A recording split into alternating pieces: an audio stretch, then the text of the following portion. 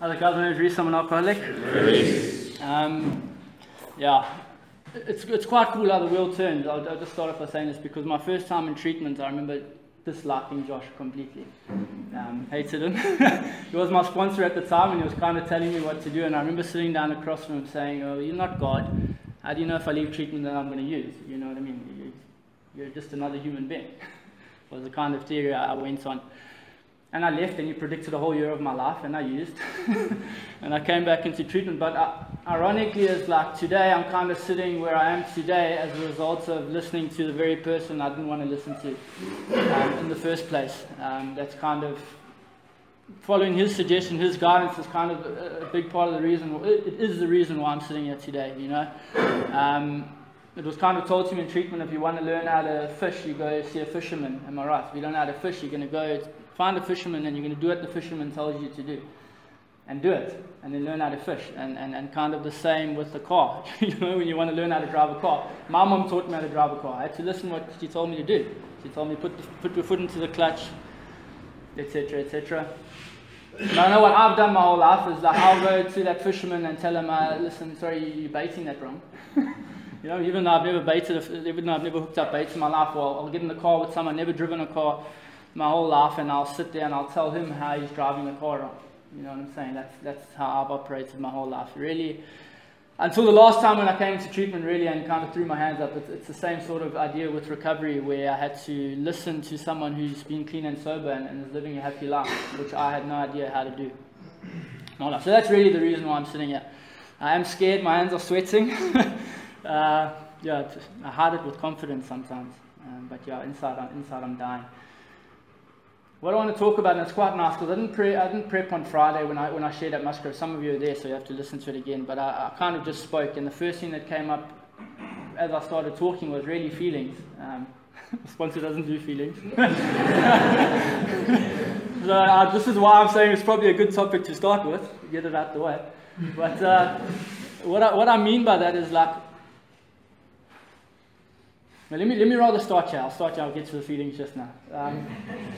I think a characteristic for all of us, and I think for me as well, definitely for me, and I'm sure for a lot of us as we're sitting in this room, is that at some point we all loved drugs and alcohol. You know, I know I did. Like there was a time when it literally blew my world away. You know, I wouldn't be sitting here if that wasn't the case. But when I first started drinking when I was younger, and started using drugs, it blew me away. You know, I don't know how many of you guys can relate to having conversations with people you hardly knew, but then them really getting you.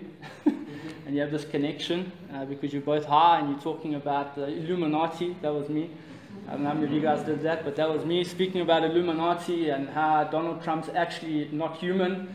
And all of this sort of junk that we speak about, you know, when we're high. That was kind of my life using and I really liked it, you know what I mean? I also kind of remember having an amazing conversation with my friend's Gran for about 5 hours. She was an alcoholic, and I remember having a conversation with her on drugs, and it was probably the most amazing conversation I ever had.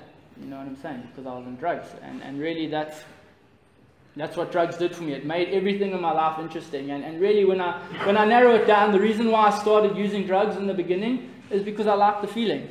It's for sugarcoat it. When I took drugs and when I drank, I loved the feeling it brought to me. But I didn't know in the long run, and kind of what I know today, I didn't know in the long run that will become a solution to a much deeper problem, really, that's going on inside of me, and that has been going on inside of me, and sometimes still goes on inside of me, if I'm honest, you know. And that kind of problem is that wherever I kind of went, and I wasn't sure when it kind of started, but wherever I kind of went, and no matter where I would go in life, and no matter where I ran to, or no matter what relationship I was in, what job I had, there was always this underlying sense of, and I shared about it on Friday, just this vibration of something's not okay, if that makes sense. Like I just kind of wasn't quite satisfied, you know, and I would get things that I thought would make me satisfied, but it never really satisfied me, you know. And I remember carrying that around with me for a long time. Sorry, I just swallowed a bit of gum. God's going to kill me today. Carrying that around me for a long time, you know, and I remember kind of where I can acknowledge it started. So I grew up a Christian, and I have nothing against religious people, but I remember sitting in class in about grade 10, and I sat next to this hardcore atheist scientific guy. And at this time, I was quite a Christian guy. And we would debate and we would talk and whatever. And this guy we started arguing, like we would.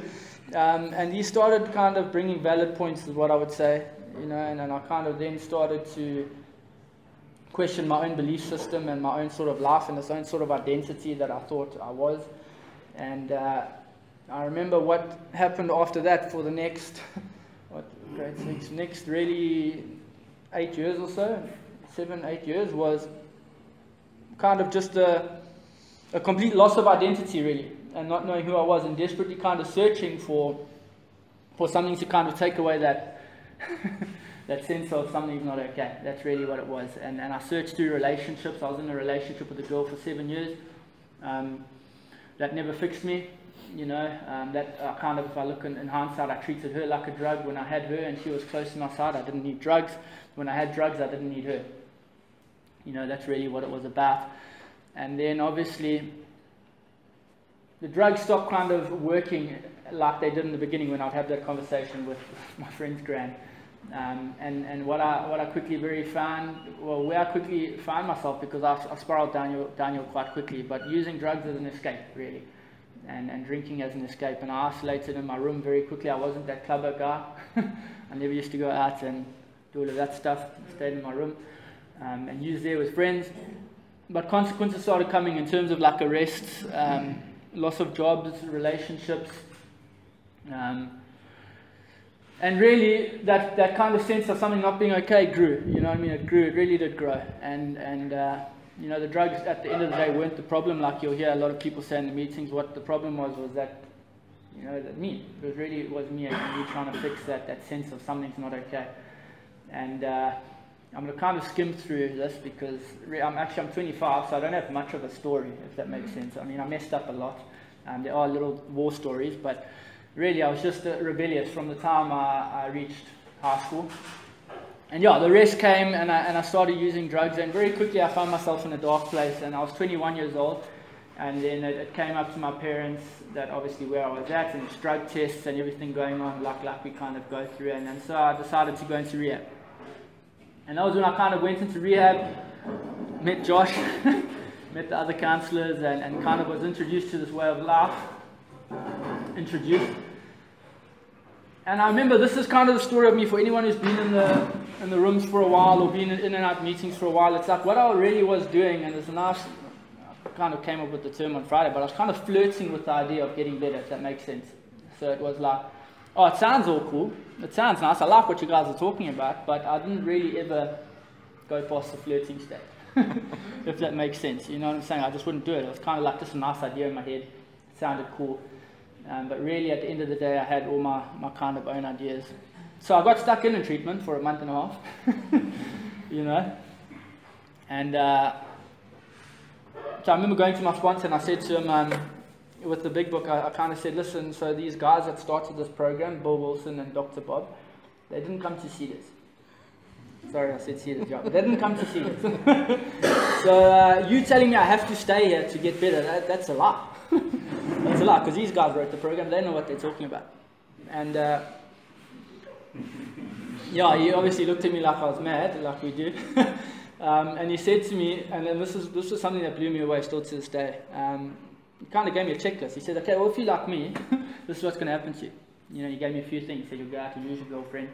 You might get a job. You'll try and stay clean for a while. You'll get irritable, restless, and discontent. You might try to run away. You might try to run away from that feeling, and you might run away for a little while, but it'll catch up to you, and you'll use again, and you'll probably come back into treatment, if you're like me.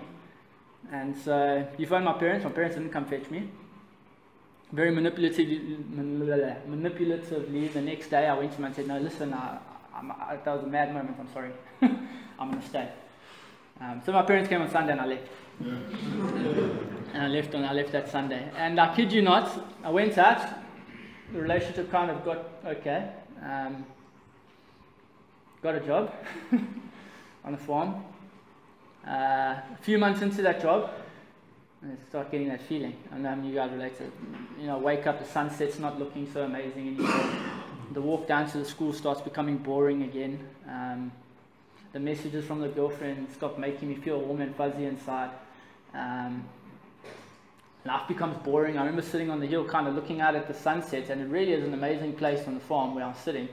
I was sitting looking out at the sunset and really just amazing beauty all around me, but I was like, this is shit. You know what I'm saying? I thought, this is cuck. I don't like this. And within the space of, I think, for 4 months, I picked up. So I picked up again, hid it obviously. The job became boring, so I left the job. Got on a plane with this girl to try and run away. You know, got on a plane and flew to Thailand. 4 days later, back on a plane to South Africa. Lost her, back in back in Rehab. Back in Rehab again, you know, all in the space of a couple of months. And I really, what that did was it just kind of blew me away, because he literally predicted the whole year of my life. He told me what was going to happen, and it happened. So really, for the first time, I started thinking, hold on, maybe he knows a little bit more than what I know. You know, but at the end of the day, the whole way kind of through this journey, I'm still feeling that whole underlying sense of something's not okay, and I really was still trying to fix it, if I'm honest. So I went into treatment, and this is another kind of part of my story that I hope I can carry a message about. Is I went into treatment and spent 6 months inside a treatment facility, hearing about this program day in and day out, and getting told what I need to do day in and day out, and sitting in groups and telling me, Reece, you're powerless, can't you see? You've tried everything. Give it a bash. And I'm like, yeah, that's cool, that makes sense. But again, just flirting with the idea, really. And what I realized through that whole period in my efforts trying to get sober was that it all happened in my head.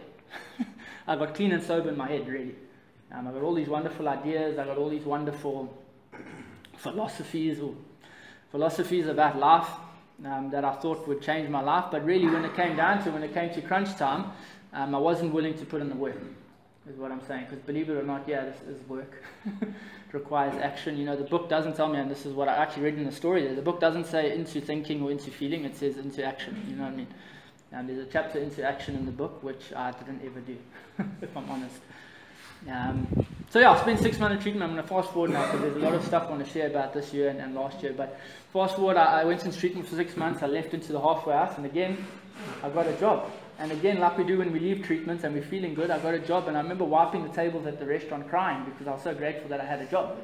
I'm like, wow, I'm a waiter. You know what I mean? And then 4 months later, I wanted to burn the place down with everyone in it as well. You know? But that's really what it was, because just like when I went to the farm, I started on the farm, and the farm was cool. You know, that sunrise was cool and it felt amazing. But over time, I started getting that feeling again. All of a sudden, the sunrise wasn't amazing. Just like the job, I got that waiting job. I'm living in Scottsboro. When I'm working, I can see the beach, I can see the wells, and I was like, wow. First customers come, I'm like, can I get you a Coke? You know what I'm saying? I was amped, you know what I'm saying? I was amped for life, and that's how it felt. A couple months later, again, what starts coming up? I start getting to work, and the boss is there, the boss that I don't like, and just the look of his face starts pissing me off. And a customer walks in, and I really don't want to get that Coke anymore. You know, and I start feeling that feeling coming back again, where life becomes boring. And the job that once made me happy, or that I was crying, wiping the tables for, and I'm really pissed off at the job. I didn't like it. And that's been the story of my life. Everywhere I've tried to go, it was cool in the beginning, good, nice restart. This is going to be the thing that's going to change me. Over time, I'd become irritable, restless, discontent, bored. And then what I would do is always resort back to the one thing I didn't know would become my solution when I first picked it up. Because I knew when I took a drug, it made everything interesting again. You know, life became better, so I thought. So what I did was I went and I used, and that was kind of my last time I used. And very quickly, it was an evening, but I knew I would have nowhere to go. So I kind of had all this money saved up, all my tips, wasn't a lot, and my salary. And I got in my car and I drove to Durban, and I went and spent an evening with my drug dealer, and then drove up into the sugarcane fields outside the treatment facility, and I drank and I used all the drugs there until the morning. And one thing I did kind of connect with, and try to speed this up, was when I was sitting in that car. Yeah, I was high and drunk, but one thing I did connect with is I knew that if I was going to get better, if something was going to change in my life, I knew I needed a miracle. And I'll be honest, something that I connect with deeply. And when I say that, I don't mean like God coming down with, I just knew something had to change about me, inside of myself. If something didn't change about me and in my head and in this body of mine, if something didn't change, I knew I would always end up in the same spot again. I knew it with my whole heart that something needed to change.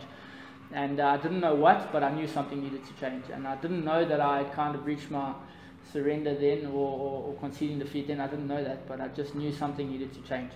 And I came into treatment, and really I spent 5 months in treatment that time. And really I was fearful throughout the whole of my treatment stay there. But one thing that did kind of change, like I said at the very beginning, is I started listening to the fishermen, if that makes sense. You know what I mean? I started listening to them to the best of my ability. You know, I started following suggestions, and really certain things had to start changing about me and my behavior, because that's another thing I connect to it. It's not about the drug's the end result. It's like when I went to that restaurant or that farm, like I was Reece, I was clean and sober. Something happened in the space between me getting there and the space to me picking up that wasn't okay. You know what I mean? Because when I went there, I wasn't okay. But I was happy, you know what I mean, happy. And something happened in that interim that led me to the point where I was bitterly unhappy and in that dark hole again, trying to kind of fill that feeling. And using was always the end result. So one thing I did connect with was that something had to change. You know, when I get clean and sober, something's got to change, you know what I mean? Because if it doesn't change in that space when I'm clean and sober, the end result is always me picking up a drink and drug because I'm bitterly unhappy, you know what I mean? So I connect to it that. It's that space. It's that when I'm sober, something's wrong, you know? When I'm sober, something's wrong. And I started to connect with that, and I started kind of following suggestions, you know, and I connected with the fact that I'm not going to do this by myself. I'm not Bill W., I'm not Dr. Bob. I had to be in treatment, and I had to listen. And I started to listen, and I started to apply myself really to what this program, not just thinking-wise, not just happening all in my head, but my sponsor used to tell me, I don't care about what you feel. You guys, a lot of you guys have heard that before. You know, I remember in treatment, I hadn't seen him, and this was another one of my, call it a spiritual awakening. He didn't see me for 2 weeks. And you gotta put your name down every day. And sometimes like big, like double lines, like chicken Reece. See me, you know what I mean? I'm dying, suffering. You know, and didn't see me for 2 weeks. So eventually it does see me, you know what I mean? It does see me, and I go running up to him like, listen, I'm about to run away. I'm about to run away, this is not okay, something's wrong. You know, and he said to me, okay, well, what's wrong? And I said, well, I'm about to run away, something's wrong. He said, no, what's wrong? And I said, he said, what's changed in your life, in reality, because maybe stuff's changed in your head, but in reality, what's changed from the time I last saw you until now? What's changed? And the answer was nothing. Nothing had changed. I was still getting up, I was still doing the walk, eating breakfast, going to groups, doing my step work, going to meetings in the afternoon, and doing that sort of thing. Externally, nothing had changed, but yet internally, I'm kind of sitting there like, what's going on?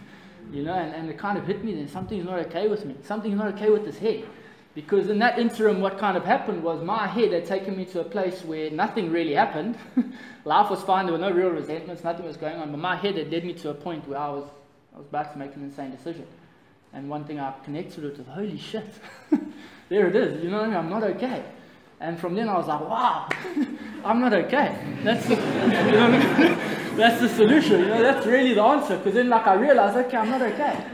That's cool, because now I don't have to the best of my ability, listen to my head when it tells me certain things. You know what I mean? Because that's what it does. My head gets me to that point, and then the feelings come up, where I get to that point where nothing's really wrong in reality, but 90% of my times I've relapsed is because I've made an insane decision based on an insane idea that I've started to believe that's actually not true. You know? So mad. So newsflash, we're all mad. You know, that's what I realized. and so, yeah, so I started to live really what I see now in my life to be an amazing life, you know, because today, even 2 years on, like I look at the sunset and the sunrise and I'm blown away. I really am. You know, and it hasn't gone away. You know, there's been moments, yeah, but it hasn't gone away. And for me, that person who always becomes irritable, restless and discontent, I do get that. But still, at times when I wake up in the morning and I see a sunrise and I know that I'm going to possibly go out to see some friends or do something, I get excited. You know, because I was an alcoholic, spent a lot of time in my room by myself. So for any normal person, going to the beach is like normal. You know what I mean? Like normal people go to the beach and they just enjoy the beach. For me now, when I go to the beach, it's the beach. It really is. I'm being honest. It's like the beach. It's just like, wow. And I went skating with a friend the other day. I hadn't stepped on a skateboard since grade 3. And I thought, no, there's no ways I'll be able to do this. You know, and I went down and we skated down Durban beach runs. And within 5 minutes, I was loving it. You know what I mean? I was like a kid again. That's what I felt like. I was looking and there's an ocean. I've got my friends next to me and we kind of skating and I felt like a kid. The last time I felt it was when I was running in my garden, you know what I mean, when I was a kid, innocently, and nothing was going on for me. That's the last time I felt that feeling. And to feel and experience that today, going from my room, is something completely magical, really, and what this program has given me. You know, I shared about it in a few groups at work, because it really was the theme of the week, was that I didn't realize how much I had missed out on life, if I'm honest, until I started getting involved in life. And really what that's been for me is, especially this year, I didn't realize how much I was missing out on life and active addiction when I actually started getting involved in life. Because in my narrow mind, I thought in active addiction, I narrowed down all the possibilities of this universe and everything this world has to offer. I narrowed it down to Reece's small little head. You know what I'm saying? And I thought there was nothing else to life apart from what Reece believed and what was going on for Reece and what Reece thought was fun. I just narrowed it all down to my narrow little mind. And what I realized today is there's just endless kind of opportunities and experiences to experience in this life, really enjoyable things that I didn't realize would be fun for me until I got stuck in. You know, another big one was going out and snorkeling on the ocean. I've done it once. I probably won't do it again, if I'm honest, because we jumped in the water with sharks. But what it was quite nice to experience, and it's kind of, I used it like an analogy on Friday at the meeting when I shared. But when we got on that boat and we drove down into the ocean, you know what I mean, like, for me, firstly, the addict that I am, when I use in my life spent in my room, firstly, I don't get on boats and I don't go out into the ocean. I just don't do that. You know what I mean? I don't like the sand between my toes. I don't like people. That's me when I'm in active addiction, you know. But when we got on that boat and we went out, and it's quite nice how God prepped the day, because the first jump off the boat, we jumped into the ocean, and it's big and it's blue. Very big and very blue. You know what I mean? When you look down in the water, it's just like, yeah, shit. You don't know what could be there. That's where my head goes. You're like, oh, what? At any point, if a shark decides he's going to bite you, he'll bite you. You know what I mean? If he wants to. You're at the mercy of the kind of the ocean. But it's quite nice how God prepped the day, because in the beginning, that's all we saw. So we jumped off into the water, and it was just blue. That's all we saw. And we could kind of overcome the fear of being in the ocean and swimming around a bit. And as the time progressed, we saw a turtle swimming by, and the stingray, and we started seeing a couple of fish, and it was cool. And then we jumped on the boat, and now we're going to go see the sharks. This was the plan. And as we're in the boat kind of going on the water, a pod of about 40 or 50 dolphins, a lot, start swimming right next to the boat.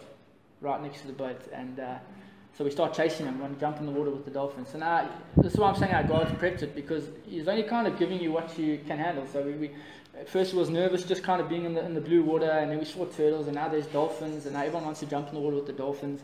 And then they disappeared, and we couldn't find them, and kind of got really bummed and upset. And then we turned the boat, and they start swimming towards us. You just see about 40 dolphins swimming directly towards the boat, and the skipper says, jump off. So now we jump off, and the dolphins are all around us. They got the sound under the water, click, click, click, click, kind of sound that they make. And it was absolutely incredible. There's a dolphin that swam past me, and I remember this moment forever. I share about it a lot. There's one dolphin, we connected. And it swam past me, and I kid you not, this thing looked at me in my eye. And I looked at it back. And it did. It felt like 5 hours, really. It was only like 3 seconds. But the dolphin swam past me, and as it was swimming past me, its eye turned and it looked at me. You know, it did. It turned and watched me, and I was watching it. Yeah, and then like I say, we had this moment. But what happened, it was like I was there. You know what I'm saying? It's like when that happened, I was blown away, because like that's not me. I don't see shit like that, really. I didn't see shit like that when I was in my room. You know, when I was in my room using drugs and kind of towards the end of my drug using, I was in a little bird hawk, really, like a little bird cage. Like a budgie, not a budgie, like a bird cage. Like that's what we used to use. You know, and I spent my life there. Now to be in the ocean having this moment with this dolphin was incredible. You know, I thought, wow, how incredible. Anyway, the dolphin swam away. We jumped back in the boats, and now we're going to the sharks, the big boys, and we kind of go out there. Now I'm like almost a staff member at work, so I'm trying to like act all confident, but meanwhile I wasn't confident, you know what I mean? And we get to this place, and the guys start hitting the water with flippers and whatever, and I didn't know obviously this is to attract the sharks. So I'm getting all comfortable. I'm leaning off. I'm also comfortable, getting all like trying to attract the sharks and whatever. And then they come. You know, you're whacking the water, and all of a sudden you see the sharks swim under the boat, and then another one, and another one, another one, and then about like 7 or 8 sharks around this boat. And then the saying there's one guy that actually passed away sadly in a diving accident this year that was on that boat, and obviously he kind of led the guys a lot as well, and he jumped off the boat and he started swimming around. That's another thing I'll get to now, but there's also this year what I've experienced is kind of a lot of death and what that's done for me, but I'll get there now. He jumped off the boat and he spent time in the water with these sharks, and then Stelio jumped off and a few other people jumped off, and I was convinced I'm probably not going to jump off until a girl jumped in. And then I thought to myself, okay, I've probably got to jump in now. You know, I probably have to do this. So anyway, so after calling Stelio, because I wasn't going to jump in for myself, so I called Stelio. I said, come, you're going to be my wingman, help me. You know, so, and this is kind of the story, I'll relate this to recovery as well, because I jumped off the boat. And then jumped in the water when someone told me, listen Reece, it's going to be okay. Jump off the boat, you'll be fine. Many people have done this before you, jump off the boat, you'll be fine. You know, my whole life really, when people told me that, especially in recovery, when my sponsor told me that, Reece, jump off the boat, follow what I'm telling you to do, you'll be okay. I said no, stayed on the boat. You know, I'll just stay there kind of experiencing my little world that I thought was the only world that there was really. And so I jumped off the boat and the sharks started swimming around us, and they would come up to you and they would look at you and then turn away. And they weren't that bad. And what I thought was going to eat me didn't eat me. And what I thought was going to be a horrible experience turned out to be probably one of the most amazing experiences I've had in my life. Until the one shark kind of came up to me, and they tell you swim like this, because if you have, they see the white of your hands, they might think it's fish apparently, and then they'll bite you. So this one shark came up to me. Now all the sharks are coming up to me and then turning away. This shark didn't turn away. He's coming up to me and I'm looking at him and I start freaking out. So I kind of give him like a little flick with my flipper telling me fuck off. And as I did that, he did turn away, but as he turned away, he showed me some teeth. You know, and I saw he just went like that, like kind of just to get me. And then I jumped and I was out. After that, I was done. Got off the boat and got on the boat and I was fine, you know, and what an amazing experience. And recovery has really been the same for me. You know, when my sponsor told me, listen, Reece, trust me, go to the halfway house, you know, go to Baisley. I know you've got no money, you don't have a job, but get in your car, go to Baisley and live there and look for a job. I was like, I'm not going to be okay. I've been okay. You know what I'm saying? I did what he's told me to do and I went and jumped off the boat, if you want to call it that. And got an amazing life today as a result of it. You know, the place where I work with my sponsor now. And I learn from them day in and day out. You know, I learn from people in my life, the people that helped me get better. I sat in a big book with Cass once, and I was a patient, and she was telling me, listen, basically telling me to jump off the boat. And I said to her, how do you know I'm going to be okay? Just like with the skipper on the boat, how do you know I'm going to be okay if you tell me that if I jump off this boat? You know, and she said, trust me, we've all done it. We've all done it. We've done it. Jump off the boat, you'll be okay. And I look at my life today, and I jumped off the boat, and I'm flipping like my life's cool. So it's okay, you know, and my life's good. You know, one thing I didn't realize, and this is what I'm going to get to now, is one thing I didn't realize when I came into recovery this time, really what I was signing up for. Because I think a lot of my delusion was coming into recovery. I thought when I come into recovery, my life's going to be okay and I'm going to feel okay all the time. You know what I mean? That was my expectation. Life should go my way, and the universe should be in alignment with what Reece wants and Reece's ideas. And if it's not that way, then something's wrong. That's the way I've lived my whole life. That's how I lived in active addiction. I thought everything has to be in line with Reece's way. Unfortunately, life doesn't work that way. You know what I mean? The universe is not going to align with my beliefs and my plans all the time. Actually, if I'm honest, 80% of the time it doesn't. It's not going to. That's just the way life works, you know. And I can get bitter and I can get upset about that, which is what I've done my whole life in active addiction, or I can learn to kind of stop swimming upstream and swim downstream, you know, kind of go with the flow, if you want to call it that. You know, but life really has, especially this year, life's brought a lot of challenges, and I shared about it as well. Life's brought a lot of death, you know, there's been a lot of death close to me, so people close to me, and obviously people that I knew that were in the fellowship. But obviously the biggest one was my dad, you know what I mean. I was working at work one night and I got a phone call from, I just finished an admission with a girl, and this is kind of what I've realized, how life rocks you. You know, life will bring you anything at any given time, you know, when you least expect it. Is the lesson I've learned from this, but there's another lesson I'll kind of get to now as well. So I was working with this, did this girl's admission. It was normal work night, and I did this admission, and sorry, I did get emotional.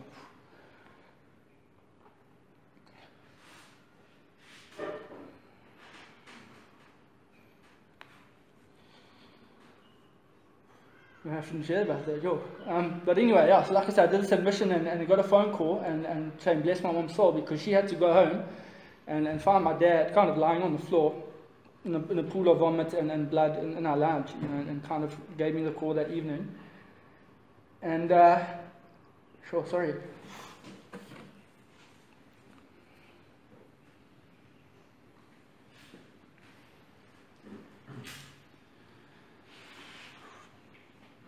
Sorry, I'm just trying to get my composure back.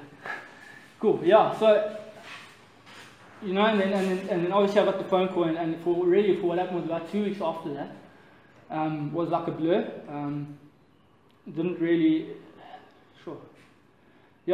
know what was kind of going on, like what happened, you know, is it real, is it not real? But one thing it did kind of show me, through this story, shit man, I hate this area. Okay, there we go. One thing it did kind of show me, because the first thing that happened that evening, the only instinctive thing to do was I picked up my phone and I called Josh. You know, I called Josh and he said to me, what do you want to do? I said, I want to go home and see my mom. And then I had a friend of mine that was with me at the time who took me through to spend some time with my mom. And obviously a few weeks after that, spent some time with her and obviously kind of trying to whatever means to process it. But I had never been through anything like that in my life, you know, and my dad was an alcoholic like me, and really what happened for the last 19 months of his life, I was clean and sober. I was clean and sober with him, and the most amazing times I had with my dad was the last 19 months of life, you know. And in that 19 months, I kind of saw my dad swim in the ocean for the first time, which I'd never seen in my life before. Spent time fishing with him and my brother on the farm and at the beach. We would go on holidays at times together, and we started to form a relationship. A month before he died, I had the opportunity to sit across from him and tell him, listen, Dad, it was never your fault. You know what I mean, that I was the way I was. Because that's one thing I always kind of did for my dad. Because my dad was drinking when I grew up, I blamed him a lot. So it was really an amazing experience to sit down from him for the first time and I take responsibility for my life and where I had gotten to. And I said to my dad, listen, I'm sorry for all those years that I blamed you. I'm sorry that I swore at you when I was younger, and listen, it was never your fault, is what I said to him. And I'm sorry, I can imagine how difficult it was for you. And his response to me was, listen, I'm the last person to judge you. You know what I mean? Look at my life, look what I've done. And it really was a moment where we connected. After he died, my mom used to go, okay.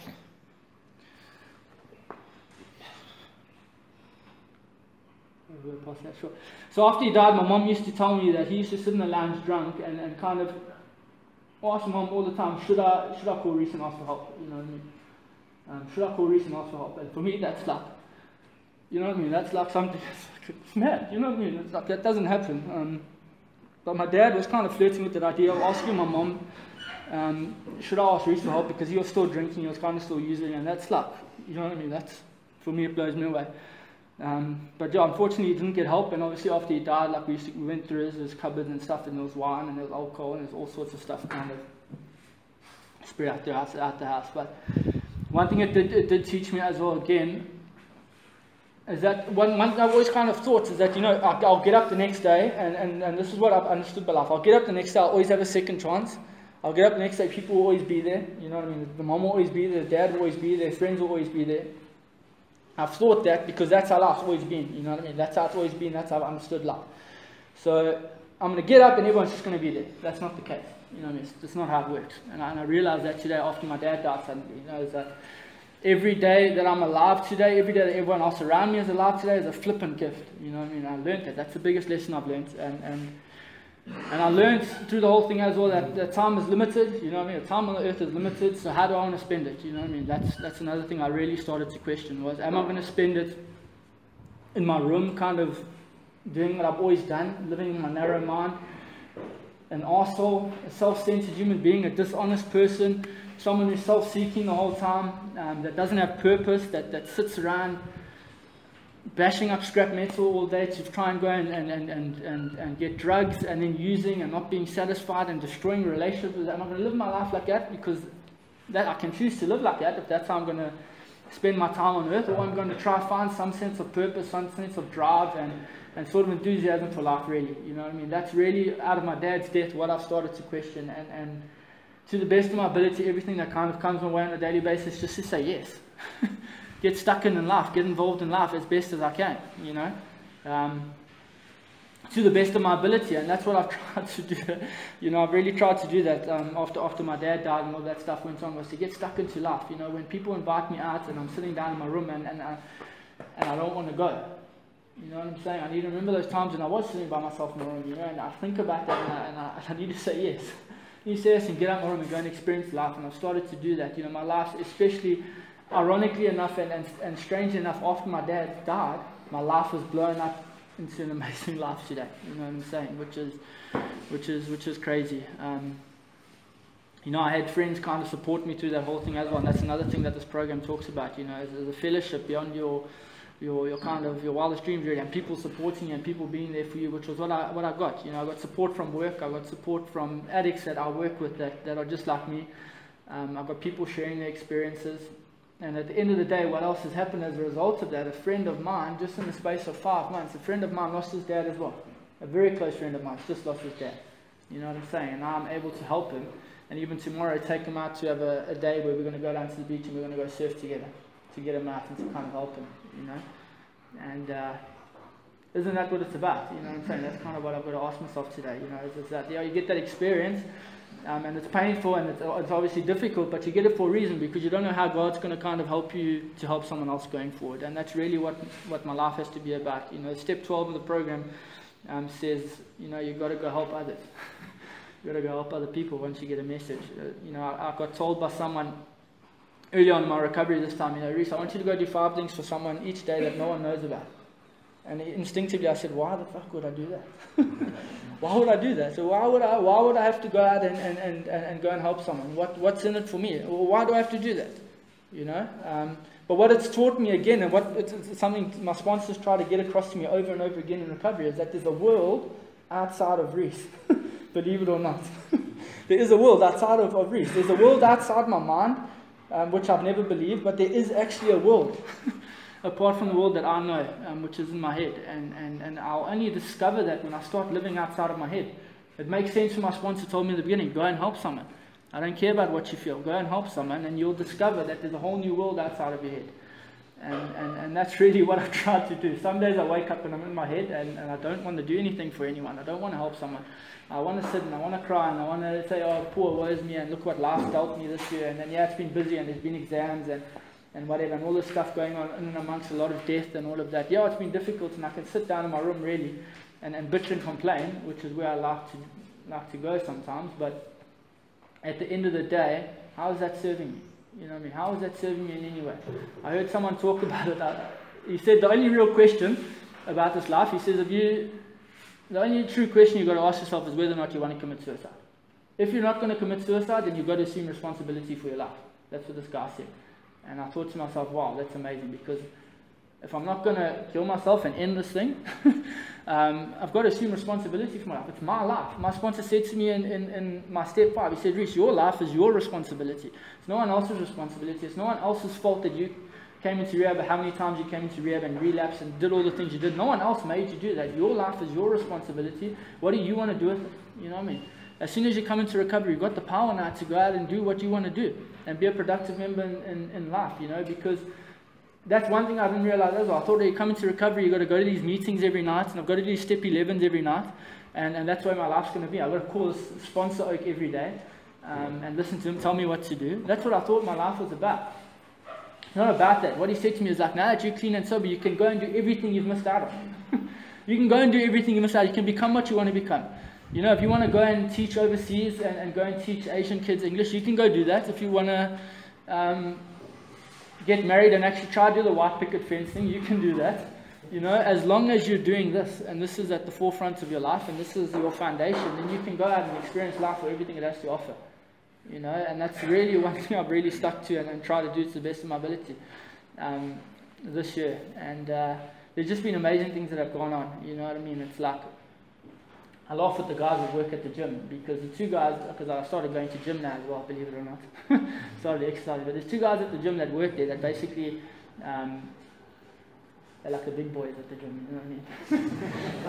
And I fetched both of them from the airport. And these are the type of things I've got to see. I fetched both of them from the airport as well, when they were broken and when they were kind of lost, and when they were where I was at when I came into treatment, you know what I mean? I see them now, and I kind of see even just that journey in people, and I see journeys, and then they're living together, running a gym together and living life, you know. And I see other people that have come into treatment as well that I saw come and broken, living lives today and living amazing lives. Some people, some friends of mine gone in many times. Some friends of mine gone in once but spent years in jail, you know what I mean? Now living productive lives and kind of getting stuck in and enjoying life for everything life has to offer. You know, and for me, that's what it's been about. You know, that's what it's really been about, and that's the only message I really hope to carry today, is that there is a life outside of active addiction. There is a life out of my head and out of the narrow kind of life that I was living. You know, I've got an amazing relationship today with my mom. Obviously, everything happened with my dad. It's brought us closer. You know, again, it's made me realize that she won't be around forever. I might not be around forever to experience her love and her connection and her relationship, you know. So again, I need to treasure that, I need to value it, because I know the fact is one day it's gone. You know, the fact is one day this is not going to be. I'm not going to have my car or my friends anymore. I'm going to die. People are going to die, you know. So again, how do I want to live my life? How do I want to spend my day today? Treasuring kind of living in this moment and enjoying it to the best of my ability. So yeah, I didn't plan anything, but that's kind of my share. That's where I'm at in my life today, and life continues to get better. I'm almost finished my degree.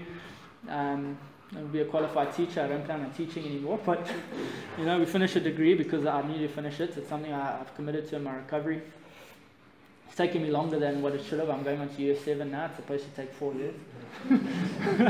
I keep ending up in rehab. So yeah, looking at finishing that, and I've managed to string together a year, almost now, like 2 years? 2 years of studying without bombing out, you know what I mean? Like, I would always do a semester, fail, like a few subjects, go into rehab. I've done 2 years now, working, studying. I failed one exam this year because I just walked out. There was no way I was going to write, so I just got up and I walked out. But I've studied, you know what I mean? I've studied, and I've done 2 years of studying without bombing out, and kind of doing my best to finish this degree. And yeah, everything I've been given, I'll end off with saying this, everything I've been given in my recovery today, if I'm honest, I didn't ask for. I didn't ask to go volunteer up at the treatment facility. I basically got suggested to do that. I got told to go up there and work in maintenance and paint and screw light bulbs in, which I couldn't do, but I got told to go and do that, so I did it. You know, and as a result of that, I got offered a training counsellor position. Would you like to be a training counsellor? Okay, cool, let's try it. I'll try. Did that, volunteered for a bit in the office until I got a job. You know what I mean? Would you like to work here? Okay, cool. Yeah, let's do it. I like it. Let's start working. And I've been given an amazing life as a result of it. You know, yeah. Like again, just for me and where I'm at in my life and the things that are happening in my life today is not what I got in my room in active addiction, if I'm honest. So yeah, thanks for letting me share.